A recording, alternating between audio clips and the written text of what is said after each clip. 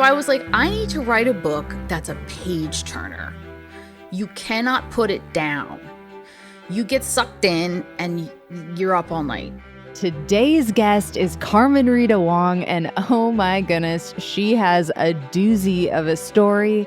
It's memoir meets family mystery, and it is so freaking good. If you are anything like me, you are going to be up all night reading. That was her goal, and that is a promise.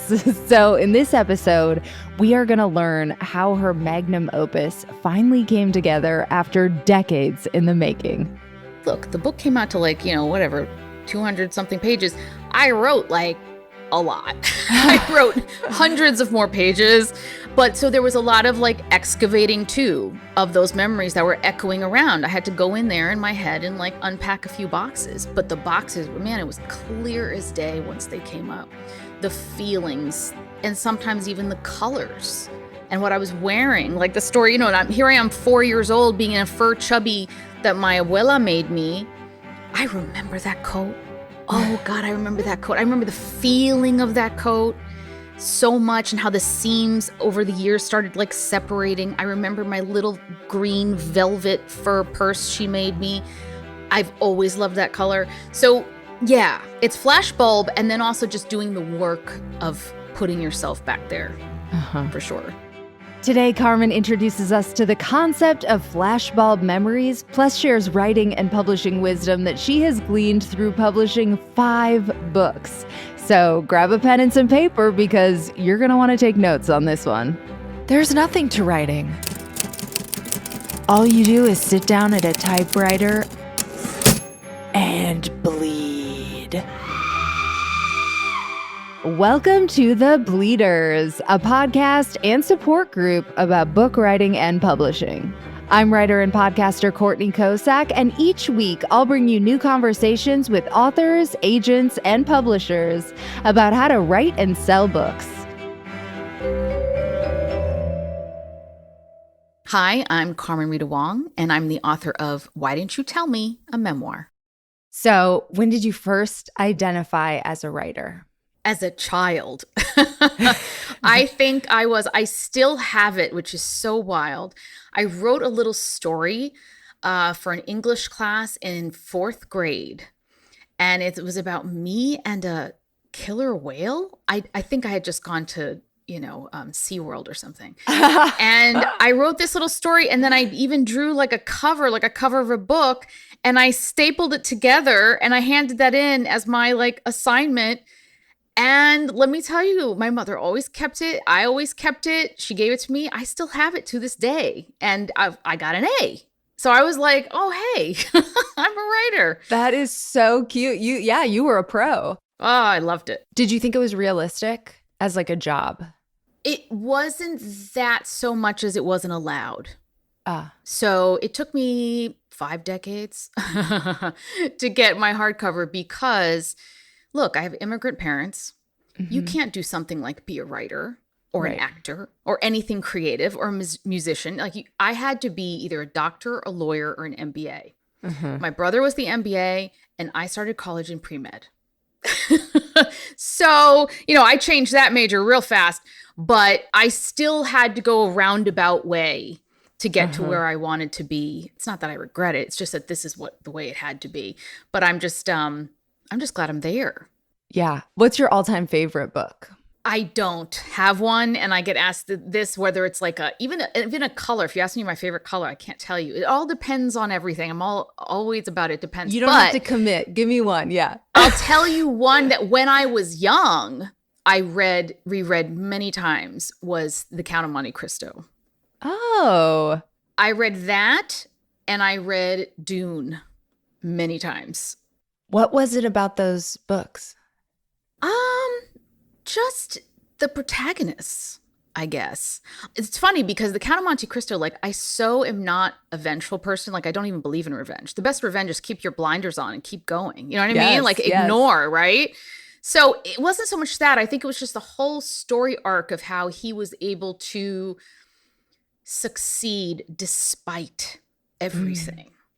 And in my house, we moved from Harlem to New Hampshire where, we were not treated well. I was not treated well. And the house became kind of like a little prison to me. So I totally related to him being stuck in prison. I was like, one day I shall emerge victorious. What is your dream writing routine? I was thinking about this question because I had a blessed writing routine for this book because the deal enabled me to be able to focus on it every day. But I have to say the best thing is to just have kind of uninterrupted writing time, just 4 hours. And that's not 4 hours of writing. That's about 3 hours of thinking, 1 hour of really writing. But I'm so productive that way. Are you the kind of person that has to, like when you were working on your book, has to touch it every day to kind of stay in it? Oh, yes. And I also was writing it in my head for decades. So it was there. And then I've been writing, but then I did have to go back. It was funny because when I was really in it, putting it down even for the weekends was just, and I'm not somebody who's I now really enjoy downtime. I'm a very tired person. I've led a very busy life. So I'm weekends, yes. I'm not even going to answer email, nothing. But when I was really deep in writing the book, I kind of missed it. Yeah.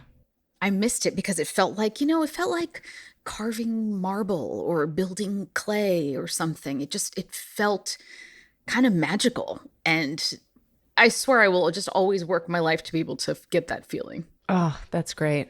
So outside of this glorious book deal time, what's your real writing routine? My real writing routine, well, I'm a solo parent to a teenager, my teenage girl, and we have 2 pups. So there's a lot on me. It's very busy. My mornings are very busy trying to, get her up and out and the dogs and errands and all that stuff. So really what my routine was doing 1 hour for email before noon. And, doing all of my household stuff in the morning. And then I would sit from about 1 till 4 or noon to 4. And that's where I would be writing. But I'm very regimented because don't forget, I come from doing broadcast and media journalism for decades. So I definitely know how to write, almost like writing in a daily newspaper, sit down, get it done, and turning off social media and all that stuff and just focusing. So I don't think I'm actually the normal writer in that way. That's such a good skill. Yeah. I'm trying to foster that a little bit more, or just carve out the space where it's no, this block is just for this. You don't have to reply to the email right now. That's okay. Yeah. Oh, it's hard. I'm not saying it's easy. It's actually pretty hard, but you got to talk to yourself and be your hardest boss. Yes. And I've been, I've had my own LLC now for 15, 17 years. So I've always been my hardest boss. But even with this, it was hard because it took years to get it done. And so finally, when I'm in it and I have a deadline, I'm okay. I sat down with my calendar, blocked out the hours, did not schedule anything during that time, and, really made a point to be that's my job. That's my job. And I'm not calling in sick today. And I'm not doing this instead today. That's my job. I love that. What's one piece of writing that makes you jealous you didn't write it? Oh my gosh. I'm reading, or have read, which is just, sometimes you read somebody and you're just God damn it. How? How? And I posted about her. She's so sweet. K Ming Chang. It's called Gods of Want, and it's her short stories. And let me tell you, you get into these stories and I read one story and I just have to put it down because the language, you just sit there and you're master, how, where, no rules, no self-consciousness, no rules, pulling together everything from folklore to modern experiences there's just no rules. And it's just fabulous. And the language is like a freaking cashmere, but also horrifying because some of them are kind of scary. So really scary, you're wrapped in cashmere being scared. It's awesome. Oh, just beautiful stuff that just sends your mind into another place. That's just amazing because not all books have to do that. I'm not going to be able to do that. I will make you feel. I will make you feel things. I will make you see things. But I'm very based in reality when she is just magic. And it's just gorgeous. I love a wreck like that. That's good. Yeah.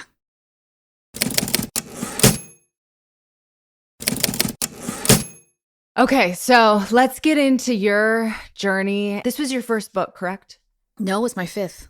Your fifth? But it's my first hardcover and my first memoir. So I have 2 personal finance advice books and 2 novels in a series. Okay, well, fill me in. Oh, they were just, listen, I was in personal finance advice and broadcast and everything. From my own TV show to advice columns in a bunch of magazines. And I was on contract to all the morning shows and stuff. This was my life for a long time. And then I decided to do the novel series as kind of an exercise, which it sounds a little spoiled. It's like, oh, you decided to publish some novels just for fun to see if you could do it. Yes, actually, just for fun to see if I could do it. And also, too, because I was trying to sell the memoir and people would say, your story is so complicated. It's too complicated. Maybe if you were just Latina or you were just Chinese or you were just, and I'm like, I just can't. So what I did is I split myself and my story into 4 characters. What? And then I wrote kind of like a telenovela-ish book about them. And funny enough, I got a lot of pushback still then because this was before, the tone of publishing had definitely changed in the past 5 years. I'm not saying it's better. I'm just saying the tone has changed. Look, I got this book out, but everyone was like, well, it's Latin, but there's no gangs or guns or oh God, or border, or it's too like normal professional type of thing, full of drama, but just like everybody else. Under like the guise of like, we don't know how to sell this or exactly. Like, are there enough professional Latinas who would be interested in that? You gotta be kidding me, man. I mean, this is something I've dealt with my whole life. So I got a paperback, a small deal, and I was like, I don't care. I'm just gonna do this. And I had fun writing it. That was the most important thing. I just had fun writing it. And I wrote it under just Carmen Rita. Because again, I was just kind of playing around like, let me see how it goes. And I still was, bringing home the bacon with the finance and behavioral economics and all that stuff. So that's what I did. So this is my first hardcover. It's got pictures in it and everything. I did the audiobook. It's my first big deal. Yes. Yeah, I've been listening to you. I've been alternating, going back and forth. It's been a really fun experience. So the personal finance books, obviously you're doing that day to day. That's like your life. How did you approach writing those books? Well, my first one actually was what launched my TV career. So I was an editor at Money Magazine, and my boss, who was the first person to give me promotions, was a Black woman who is now the godmother to my child. She really, started me going forward because, look, in media and in journalism, I was told that I could not be unbiased because I was not a white woman or white. So I ended up at Money Magazine. She came in. She was a Black woman. She was a top editor. She was a boss. And she was like, why is Carmen an assistant? Like, let's get her up here. And she gave me these promotions. And then she said, you know what? Let's do a book. You should do a book. Let's see. And at the time, we were in the same company as Warner Books.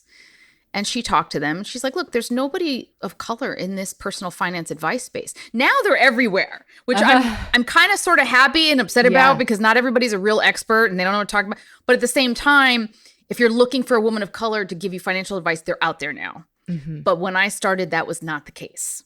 And I was like, okay. So did the first book. And thankfully I had that because there were mass layoffs. This was in the big internet bust of 2000, mass layoffs at the magazine. Like half the staff was let go within a couple of months. And I had a website. I did not have money, but I put money into a website and I started sending emails That's smart. to as many people in television as I could and to my friends and said, put me on TV. And within a year, I had my own TV show. Girl, good So for that's you. how that started. And after an audition, they auditioned 120 people. And I got it. So that was crazy. But it wasn't long lasting. But then, of course, I got a book deal out of that as well. And the books did not go the way I wanted to go. I mean, I'm glad that this is a book podcast because it's good to know these things. So the first book, they wanted me to do it jointly with a columnist at the Village Voice who had a column called Generation Debt. And Anya and I actually run in similar circles these days. And they pulled out, Village Voice, her editor pulled her out to do her own book, which was great. So I said, okay, well, I have to come up with a different title for this book. Warner Books refused to allow me to change the title. Why? And it was her title. Now, I'm a first timer, right? And I had been told I can't do things forever and I can't lose a book deal because of a title, but I didn't feel good about it. But they didn't give me the chance to change it. And then the second book, I hated the cover. I didn't want to be on the cover. And they were like, yeah, but you're on TV. I'm like, who cares? Who cares? Like, it's about like the advice. I'll sell it. Like, don't put me on the cover. It's cheesy. And then we fought over the title again.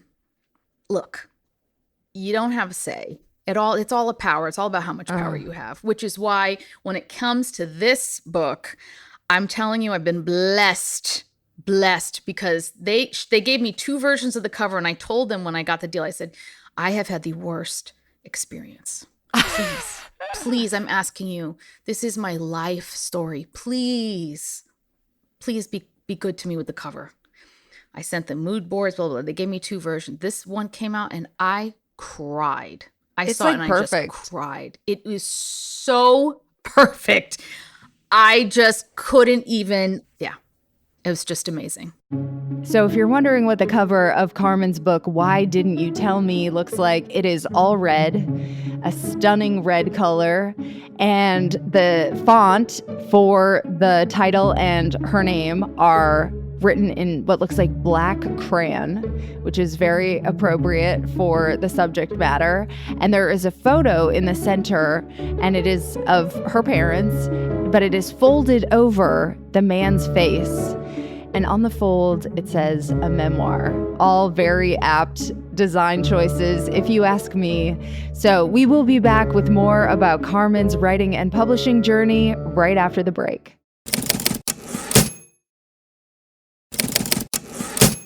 Okay, so I was listening to you on another podcast, and I heard you say that your brother helped you crack the structure, like when you were almost like praying to him in like a moment. My brother's ghost. Yes.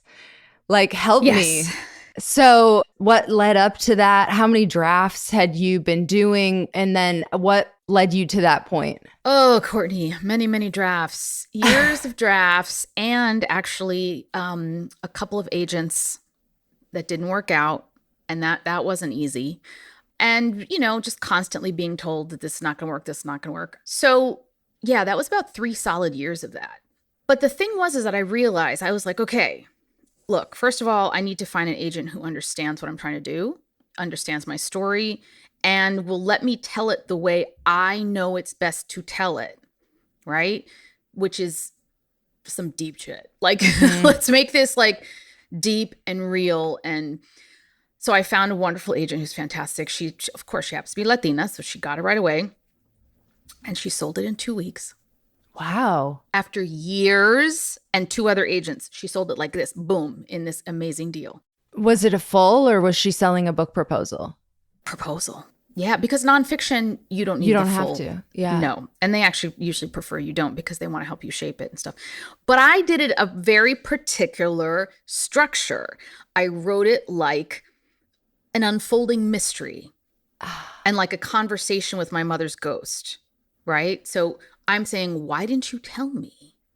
And then the whole job of the book was to answer that question and figure it out. So when I got the book deal, I didn't know who my father was. Like, there was no answer. You know what I'm saying? Like, there's like people would be like, oh, it's about you finding your father. No, it's about me answering the question, Why didn't my mother tell me? And in doing so, I'm finding out who she was, who I am, and how this all happened. And it's about this country. It's a very American story. But so, yes, I was sitting there and I was like, okay, I got to crack this code. I've got to figure out. And I was on my second agent at this point with the memoir, meaning like I've had other agents, but these were the couple of agents for the memoir particularly. And I was so frustrated. And I was just like, why would anybody want to read a memoir? If they don't know you, they don't follow you, you're not a celebrity, who cares? Right? Like, who cares? But your story, I mean, come on. Yeah, but also too, people are like, that's so complicated. Like, who cares? Right? So I was like, I need to write a book that's a page turner. Mm-hmm. You cannot put it down. You get sucked in and you're up all night. That's the kind of book that I want to write, which, considering the text messages that I got at like 2 a.m, that worked out from friends who were like, I lost sleep because of you. I wanted very much to do that, but I was sitting there in frustration, making myself like my 5th cup of coffee of the day. And my brother had passed away several months before, and he was my closest family member, my best friend. Mm-hmm. I spoke to him every single day and and we understood each other so much. And I just was like, you need to do some work. You better help me figure this out. How am I going to write this so that people actually want to pick it up? And then I just heard in my head, why didn't you tell me? Make it a question. Why didn't you tell me? Make the title a question, because what are you trying to do here? That's the thing with memoir. What I found is that once I really landed on what am I trying to do, the book came together. So each chapter is because her answering, because the stage was set, because White is right, because and then that gave me, okay, what am I addressing? These are her reasons. And that's what I did. I broke it down into that. And it worked. So it's not a memoir that's like, and then this happened, and then this happened, and then this happened. Very much not like that. No, I know, because like, I mean, you're covering different periods of time, obviously, but it's so interesting.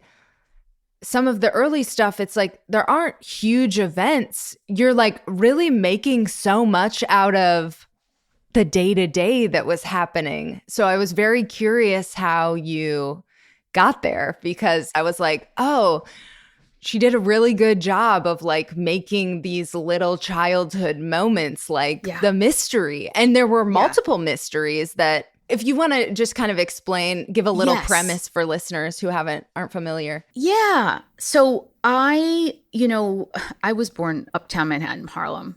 Dominican mother, Chinese father. My mother was married off to a Chinese gangster for the family papers, right?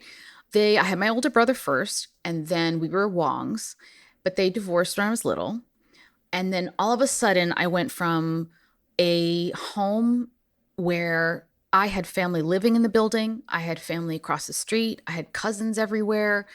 Spanish, Chinese, and Chinatown. I was in Chinatown every week. A very, very rich life, right? Culturally. She marries an Anglo-American, second husband. And we get moved to New Hampshire, my brother and I. And New Hampshire, southern New Hampshire in the late 70s was as white as the snow on whatever the mountain is there. I blocked it out. It's painful. But also our new father required no Spanish, no Latin food, no Chinese food, especially no music that way. I mean, my mother changed the way she dressed. She changed the way we dressed. So it was like a hardcore assimilation. Now, the thing is that when you tell that, how can you get the reader to basically understand, why am I telling this story about, us getting pulled over by the police right up the street, like literally a few doors away from our new house in New Hampshire, because the neighbors said Puerto Ricans were casing the neighborhood. But putting you in those scenes, because all of us as people are made up mostly our fears, our personalities, our everything from where we hold our shoulders like up or like down or whatever from the ages of 1 to 6, right? I also have a master's in psychology. So when I really learned that, when I was in grad school and I really learned that, I said, oh my God, my personality makes it all makes so much sense. Why, to me, even those years in New Hampshire, like that was not home. It was never home for me. But these little things that happen to you when you're a kid shape you hugely. So it seems like little things. I mean, getting pulled over to police is a big thing. That's but a big thing. Going to the grocery store for the first time, my mother in what we call rolos with big hair rollers with a scarf, and being stared at and snickered at. These are the things that communicate to you where you exist in that world, in this world, and in this country. So it really was about putting you in those scenes and making you feel what I was feeling. And being in the grocery store with me, with little Carmen, and seeing people snicker at her mother and seeing her mother's face and the pain in it. So that partially also answers, okay, why didn't you tell me? Well, she was told that who she was bad. Mm-hmm. Who she was lesser than. We were told that. I was told that too. These things made up who we are and why we do the things we do. How did you excavate some of those early childhood memories of like the cop thing or other microaggressions, or just like some of the early stuff is just you feeling out of place at home and stuff like that? How did you kind of like bring back those memories? Those memories live with me. They are alive.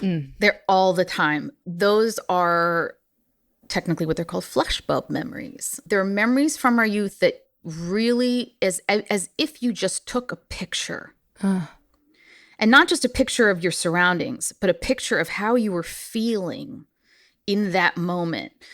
Those kind of memories I've always kept with me because they echo.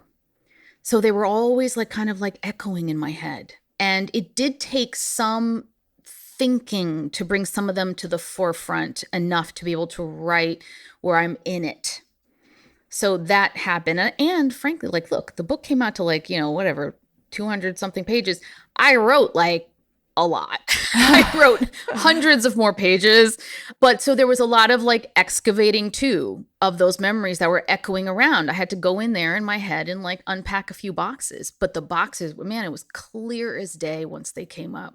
The feelings and sometimes even the colors and what I was wearing. Like the story, and here I am 4 years old being in a fur chubby that my abuela made me. I remember that coat. Oh God, I remember that coat. I remember the feeling of that coat so much and how the seams over the years started like separating. I remember my little green velvet fur purse she made me. I've always loved that color. So yeah, it's flashbulb and then also just doing the work of putting yourself back there for sure.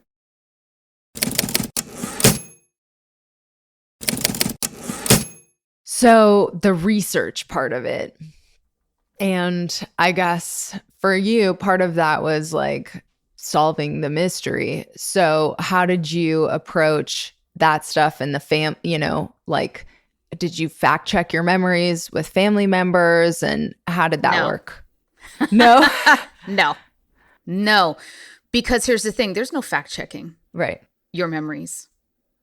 You can fact check maybe where you were location wise, what time of day it was or what day it was or what year it was. You cannot fact check your memory because even your siblings have grown up in a different house than you. Your siblings know different parents than you, even though you were raised with the same parents. Because think about it. My brother was 6 years older.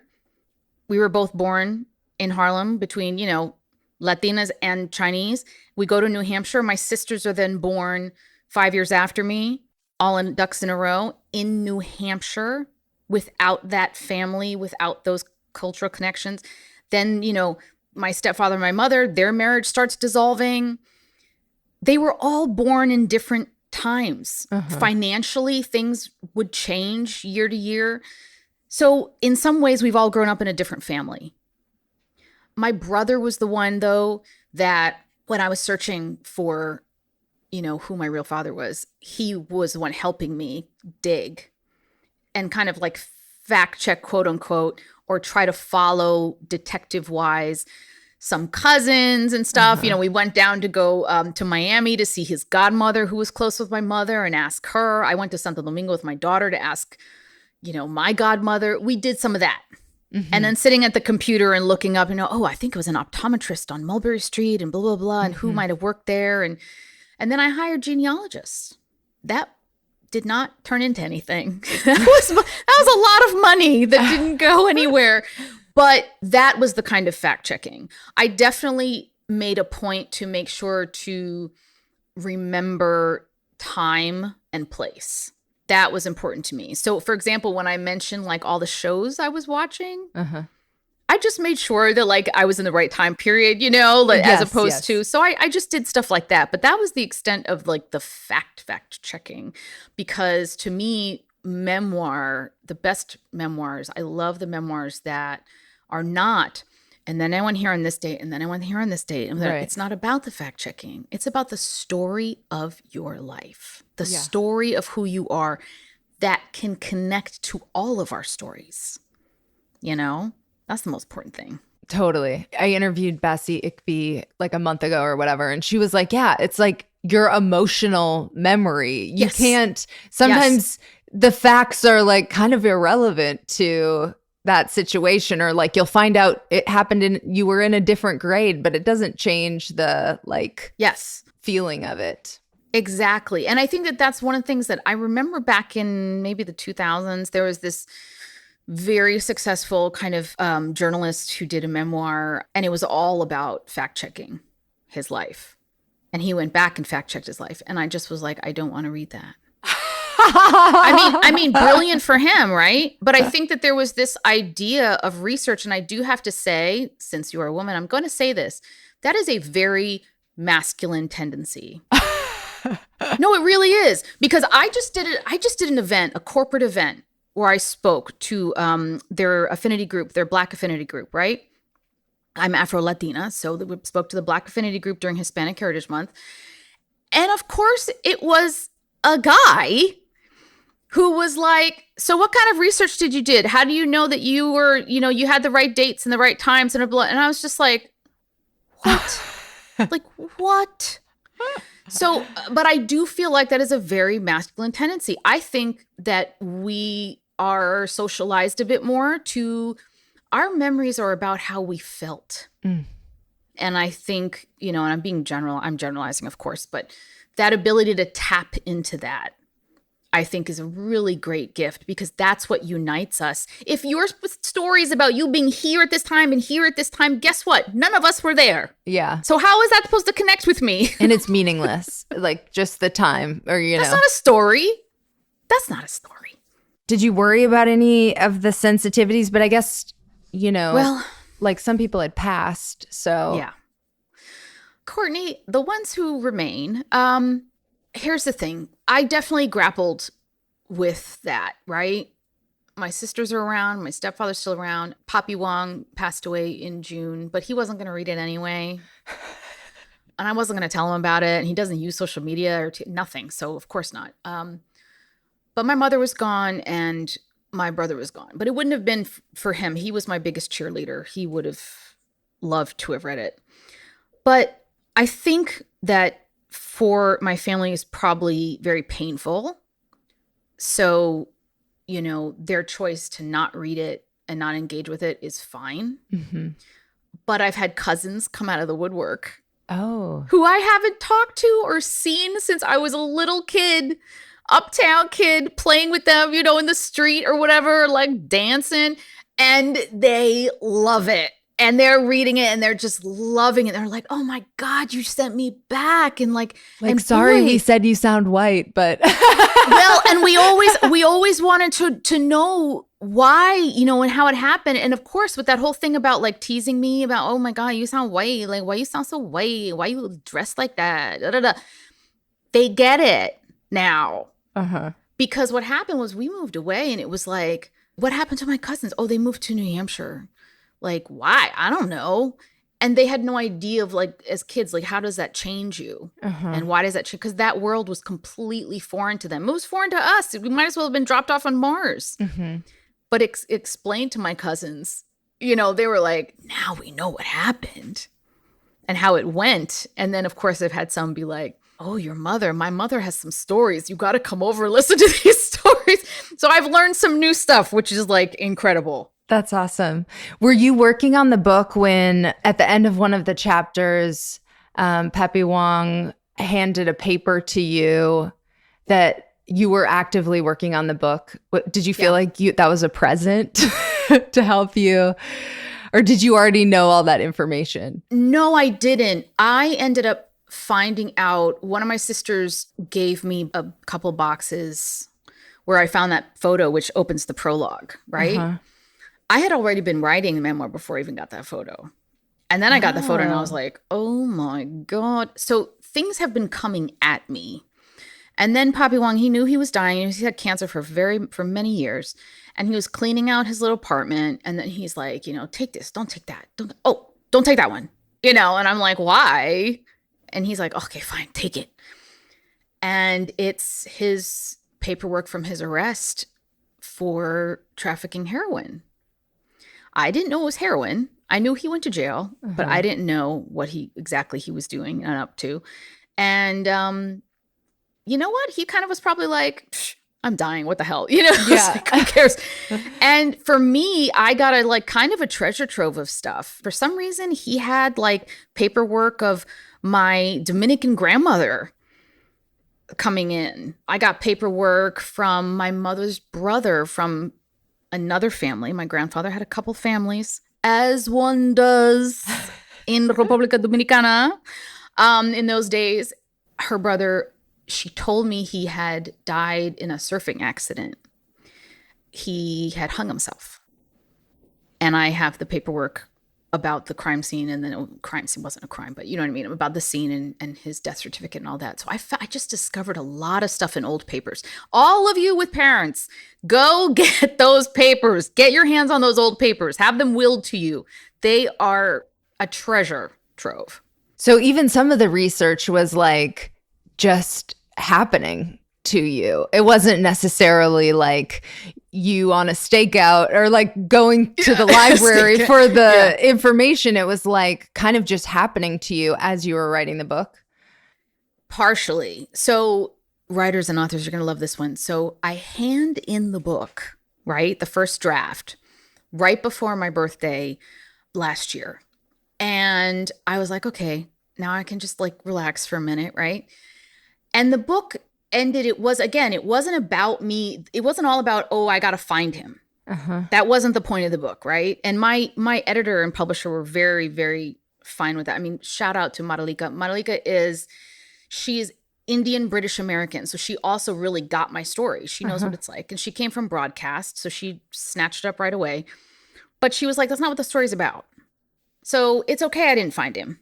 And then I had resigned myself after 2 years of searching after genealogists. I mean, it became like a part-time, full-time job. Nothing. Because all I could find was third cousins, and they weren't able to trace it back. I'm sitting 2 weeks after I handed in the book, and I refreshed my DNA sites, 23andMe and Ancestry. I just hit refresh, and I had hit refresh every day for a year plus. And then I went to like once a week. And then once I wrote the book, I just stopped. So it probably had been like 2 months. I hit refresh. Boop. Oh, there's my niece. Just there you go. There you go. So of course, I'm like, oh my God. So I emailed, I DM'd through the site this lovely girl, and I'm like, honey, I think your mom's my sister, and thank God. I was ready for, I don't want to talk to you. I was ready for silence. I was ready for, I don't want to talk to you. She doesn't want to talk to you. I was ready. And I got a message the next day from my sister. That's beautiful. And I called up Maralico, my editor, and I was like, so we're going to have to add an epilogue. And I wrote the epilogue after I met her. I met up with her and I saw pictures of him and I heard the stories, and then a memory came up. And it was like, oh my God, I've met him. How much is it? Just the epilogue that changed? Because I feel like just the epilogue. Isn't she a little earlier or no? Nope. Like that's how recent everything is and That's has insane. Been. Oh yeah. But there goes the universe for you. Is there like a whole nother book now, or it didn't change that much? Oh gosh, Courtney, darling, the next one's going to be a novel. I'm sorry. This was a feat for me. This was, don't forget also my brother passed away, and then the day after his service, we locked down for COVID. And then my daughter got long COVID, which she's had for 2 years. Then, find my father. Then my own father passes away. And then I have to call the person that my mother said was my father and tell him he's not, and tell him I found the real one. And enough. Like, I love this. This is my magnum opus, people. This is it. However, yes, a novel for sure, because I've got stories up the wazoo, and I have a novel and a half already written, but I think I'm going in a different direction. But I'm excited for it. I'm in research now.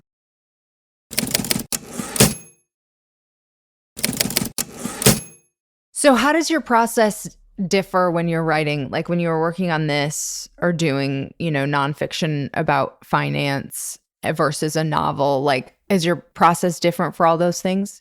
Oh my gosh. My internal process is completely different. Look, I couldn't have done this without 15 years of weekly therapy, which is what I've had. Like that's how, it took a tremendous amount of internal work to write this. So it basically took all of my faculties, writing, storytelling, my own, emotional health, all those sort of things together. But how I approached it, like I mentioned, like being my own boss, blocking out the time, I followed the same structure that I had for my novels, which is the same structure I had for my personal finance books, which was you break it down on the calendar, how many months you have to hand it in. You always, of course, the hand-in date, you always pull that back 2 weeks and you make the due date 2 weeks before that. And then you plot out how many words, how many pages, when can you write realistically, and then you block it out in your calendar day by day by day by day for 9 months. I think it was 8. I had 8. And that's what I did. I said, I got to do 10 pages a week. And that doesn't sound, either that sounds like a lot to you or it sounds like a little. It depends on who you are, but I could sit down and write 8 pages in an hour and a half. But what it takes for you to sit down and do that can take days. Yeah. Days of processing and thinking. And then you'll write, I don't know, paragraph, 2 paragraphs, and then you'll have to put it down because my daughter needs dinner, So you just keep going. But that's what I did. And without that structure, I don't know how I would have done it. So like right now, I'm researching the novel. Now I'm in the research phase and I block out 2 hours every day. What am I researching today? Blah, blah, blah. And then what date I want the outline to start. And it's like a little business. Yeah. I know it's not very romantic. I'm not like one of those like, and then I sit down and smoke a cigar and have some rum and type, I've been doing this thing. It's this website. It's called 750words.com. Ooh. And it's so simple. It's just really basic. You can't even format anything. You can just type in the space. It'll count your words. And if you get 750, it'll give you a check mark. And the whole thing is like, if you're competitive with yourself, you like don't want to lose your streak. I am, girl. See, it's very useful as a writer to be competitive with yourself. And to be, if you like playing games and winning, that really helps as a writer. I'm like, God damn it. Totally. That helps me stay in, even though I'm working on a memoir right now too. But even if I'm not doing that, even if I'm, it's an off day and I'm allowing myself to I did a newsletter and then I'm in a diary or something. It just kind of keeps me in the looseness of it. Like sitting Yeah. down to write is not a big deal. You know what I mean? Yeah. So I think the regimented thing is just so helpful. It's helpful for me. Once I do that and I have the structure in place, it just kind of, and then it happens. It happens. And it's a first draft. You got to sit yourself down. That's the other thing is I had to psychologically sit myself down. And I was like, to me, this was probably the most important thing I've ever done. Mm-hmm. And I've hosted a TV show. Like, I mean, but this book was the most important thing. And that could some days had me in like freeze mode. Yeah. I couldn't do anything. All I did was churn in my head. And I was like, I can't do anything so good. I stink. I can't. This is, I must be Michelangelo or nothing at all. And then I'd have to sit myself down and be like, God damn it, girl, you're going to write those words. Mm-hmm. It can be absolute crap. You just better sit down and start writing. And then once you just start writing, it starts. And then something would get unlocked. And next thing you know, you're like, and you just keep going and you've got pages. Like, oh yeah, I like this. Yeah, love it. Anything else that you learned about your process over the course of all your books? Like anything else that you're like, I need this to succeed? And how many drafts do you usually do? Oh, gosh. Amazingly enough, because I had been writing and working on this book, so it's a total of 5 years from the first proposal to publish date. Oh, 5 years. Yeah. So it was a long time. Many, many, many drafts. If you're working on like something like at that level, that makes total sense. However, for my advice books and such, I was writing advice columns for magazines. Like I knew exactly what I was doing. Right. I had been a magazine editor. Like that, that to me was easy. like you write them and they're kind of done. Like you might Done. do a pass and punch up, but Yeah. And once in a while you'll talk with the editor and he'll be like, or she'll be like, oh, we want to have this in there or make sure you say that, whatever. But with this one, with my editor, with Madalika, she was magical. She was very good about being like, remember your mission. Does this story, she would highlight it and be like, does this address the mission? It's a great scene, but does it do what you want it to do? And that really helped me. They say, kill your babies. That really helped me to do that.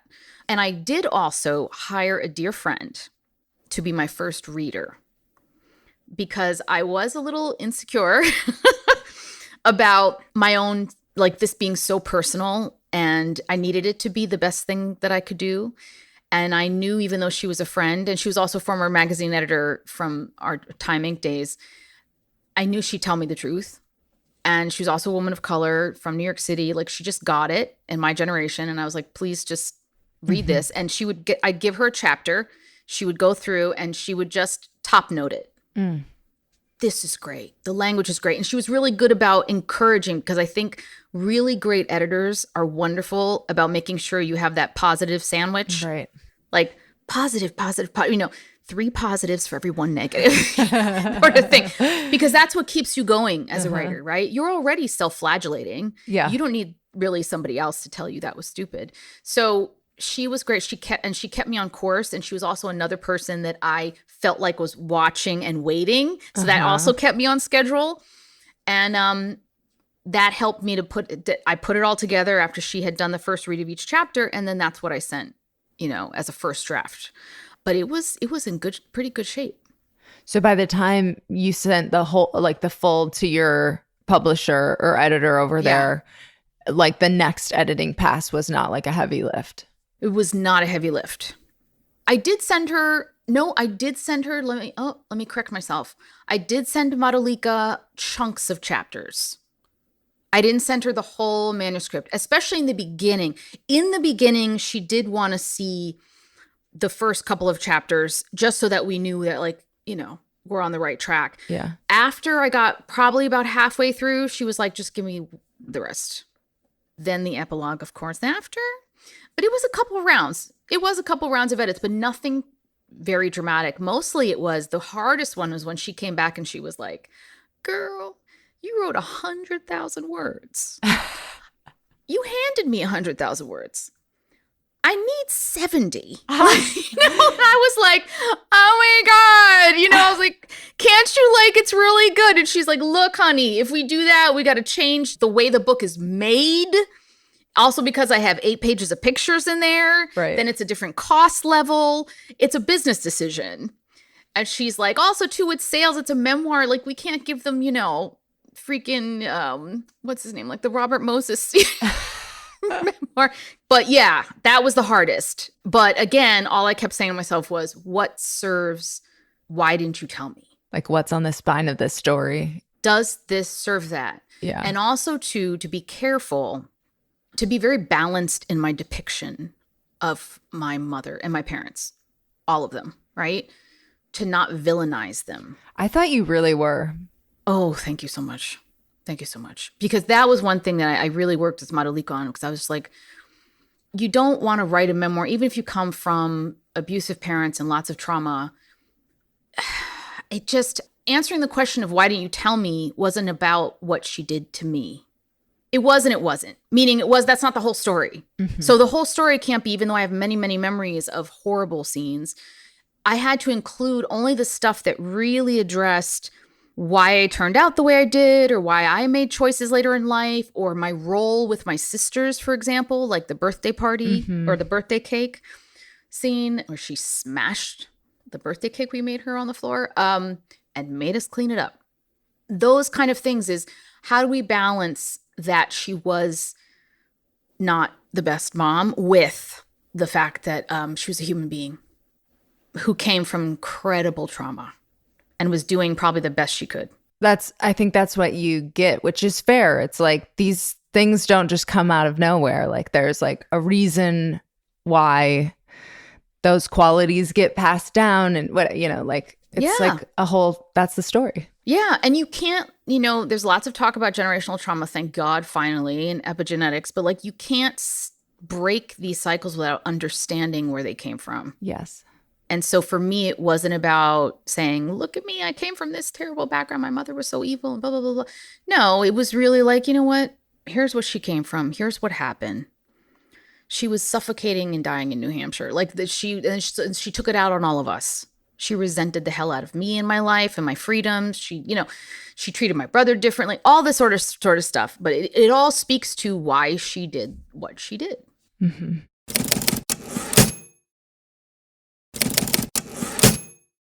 So on the publishing end of things and the agent end, it's not, I mean, this is not your only experience. So I guess kind of broadly, like, what have you learned about those processes, getting an agent, maintaining that relationship, and working with a publisher that might be helpful for listeners?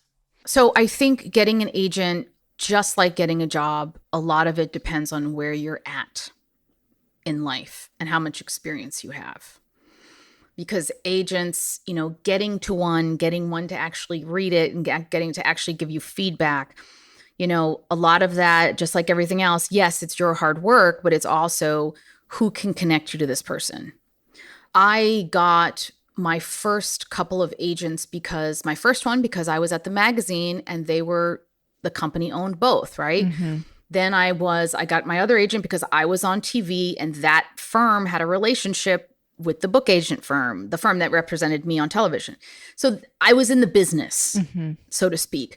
But when I realized that I needed an agent who fit what I wanted out of this business, period, and life, right? If you look at my bio and my resume, I mean, I am just like, this is a guy's phrase, but like balls to the wall. Like I shoot for the goddamn stars and I will get it. Like that's how I've always been, is very much nothing, I'm a freight train. Mm-hmm. So I had to be with someone who understood that. But then I realized there was another piece missing.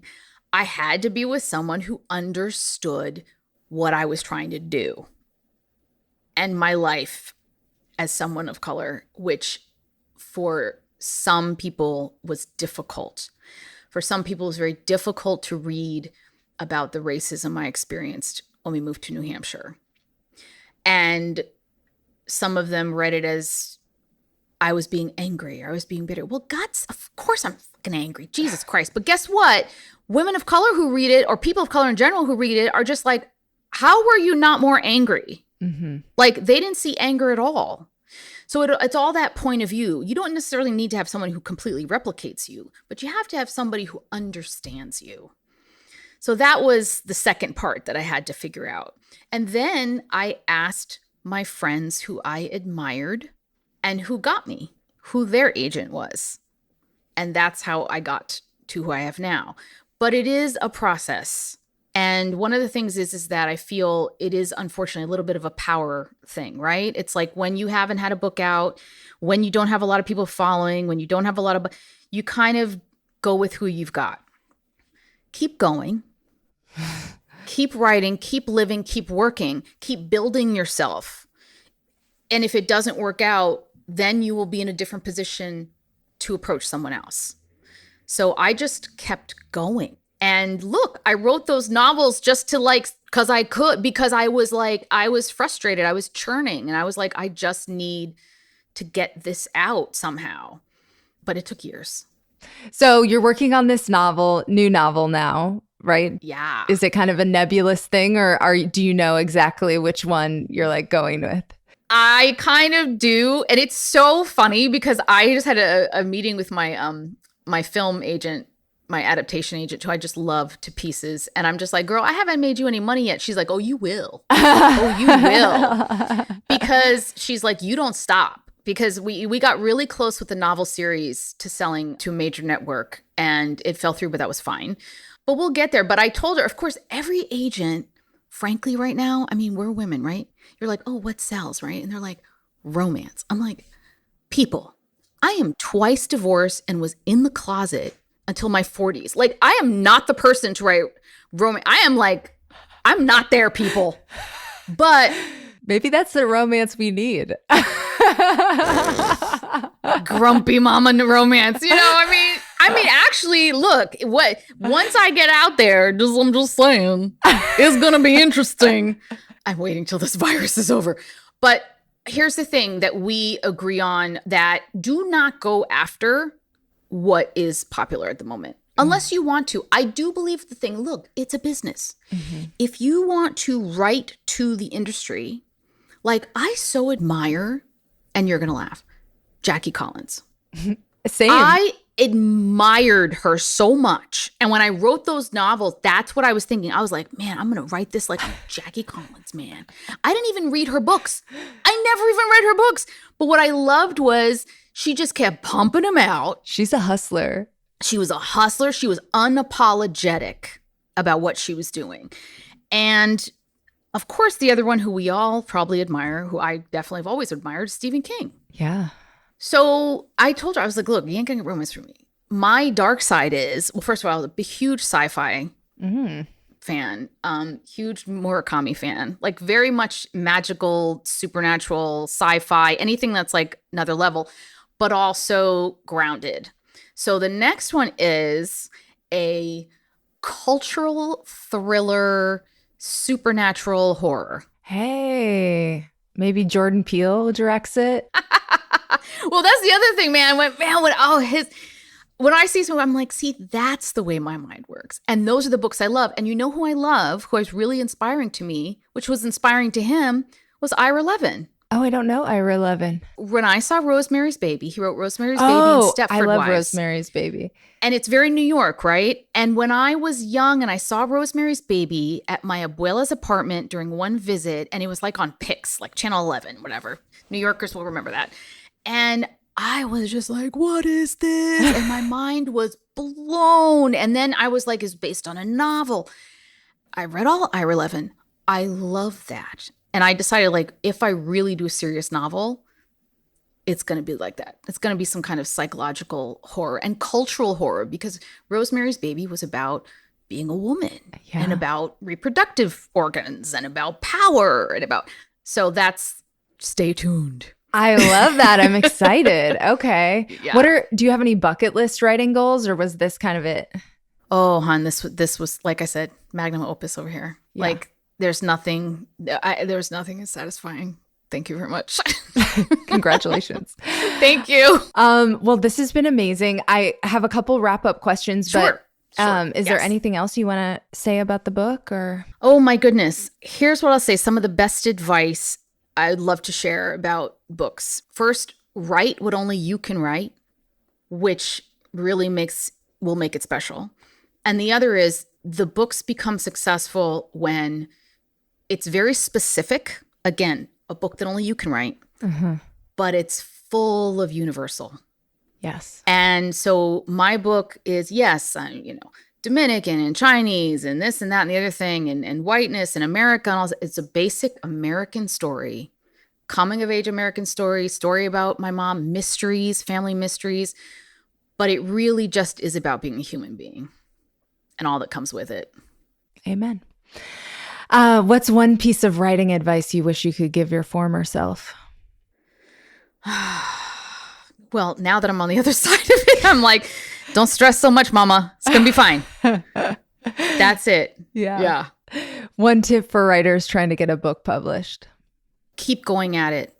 One thing I'm known for, and the reason why I'm talking to you right now, Courtney, is because I just did not stop. I am relentless. You just keep going. And it's about shooting for where you are at that time. So please do not think you're just going to get a deal like right away and you're like 5 years out of school. Maybe you can. Don't let anybody say you can't, but just adjust to where you're at and just keep pushing. Always push. That's good advice. Your all-time favorite piece of your own writing? This book. Why didn't you tell me? A memoir from Crown Penguin Random House. Beautiful. And how can listeners connect with you online? I'm mostly on Instagram at Carmen Rita Wong. DM me. I love hearing what people think about the book. I love it so much because when you birth a baby, it's always nice when people are like, oh my God, so cute, or oh my God, what happened to her? I love hearing all of it through my website at carmenritawong.com if you want to find out more about me or see me in my talks, my mini talks, or in my former life. It's there. Amazing. Thank you so much. Thank you, Courtney. Thank you so much for having me. This is great. Thank you for joining me for this episode of The Bleeders. Writing is so much better with friends. I'm your host, Courtney Kosak, and hey, let's connect on social media. I am at Courtney Kosak. Last name is Kosak on Twitter and Instagram. And make sure you're signed up for the Bleeders Companion Substack for all kinds of newsletter exclusives. There's so much good stuff that I send out to my free list, and I actually just launched a paid subscription with some extra goodies where I take you behind the scenes of all my best bylines. I published a post about my return to stand-up comedy and how I got ready to crush my showcase. I wrote about MFAs and whether or not I think it is worth it. I also did one of my favorite workshops I've ever taught. It's a manifestation workshop that I did for the new year, but it's really good any time of the year. So there's so much good stuff for free subscribers and even more for paid subscribers. And there is a link in the description for that. And join me again next time for another all new episode. In the meantime, happy bleeding.